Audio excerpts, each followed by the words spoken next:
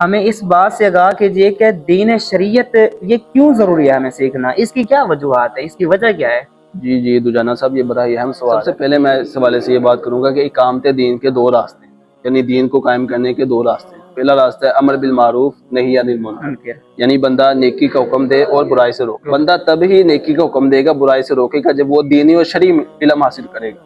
اچھا، یعنی اس کے لیے بھی دین شریعت کا ہونا لازمی ہے۔ اقامت دین کو قائم کرنے کے لیے دینی اور شرعی علم حاصل کرنا یہ ضروری ہے، فرض ہے۔ صحیح، کیونکہ امر بالمعروف اسی وقت وہ کرے گا، اسی وقت اس کا فریضہ جو ہے سر انجام دے گا جب وہ دینی شرعی علم حاصل کرے گا، اسے پتہ ہوگا کہ یہ اوامر اللہ تعالیٰ کے اور یہ نواہی ہے، تبھی وہ نواہی سے روکے گا لوگوں کو اور نیکی کی طرف لوگوں کو لے کر آئے گا۔ سیکھنے کا مطلب آپ یہ کہنا چاہتے ہیں کہ حکم جس چیز کا دیا گیا وہ پتہ چل جائے اور جس چیز سے اللہ نے روکا ہے اس کا پتہ چل جائے، اور دعوت دینے کا طریقہ یہ بھی ہمیں دینی اور شرعی علم سے معلوم ہوگا۔ صحیح ہو گیا اللہ۔ اور اسی طرح جو اقامت دین کا دوسرا راستہ ہے وہ ہے جہاد، اور یہ آخری جو ہے وہ سٹیج ہے۔ سب سے پہلی جو سٹیج ہے، سب سے پہلا جو اقامت دین کا وہ ہے امر بالمعروف نہی عن المنکر، اور یہ تبھی ممکن ہے کہ بندہ دینی اور شرعی علم حاصل کرے۔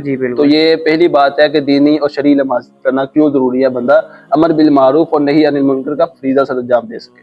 اس حوالے سے دوسری بات کہ دینی اور شرعی علم حاصل کرنا یہ کیوں ضروری ہے، وہ اس لیے کہ کوئی بھی عمل ہے اس کی بنیاد تبھی صحیح ہوگی، عمل کی بنیاد جب بندہ علم صحیح حاصل کرے گا۔ صحیح عمل کے لیے علم صحیح ہونا ضروری ہے۔ جیسے مثال کے طور پر نماز پڑھنا، روزہ رکھنا، حج کرنا، بندہ تبھی روزا صحیح انداز میں رکھے گا، شریعت کے مطابق رکھے گا، شریعت کا علم پتہ ہوگا کہ اللہ کے پیغمبر نے کیسا روزہ رکھا تھا۔ ہاں جی، کیسا روزہ رکھا۔ اچھا، اس طرح حج جو ہے، حج بندہ تبھی سر انجام دے سکتا ہے صحیح معنوں میں جس طرح شریعت نے حکم دیا ہے، طریقہ بتایا، انداز بتایا۔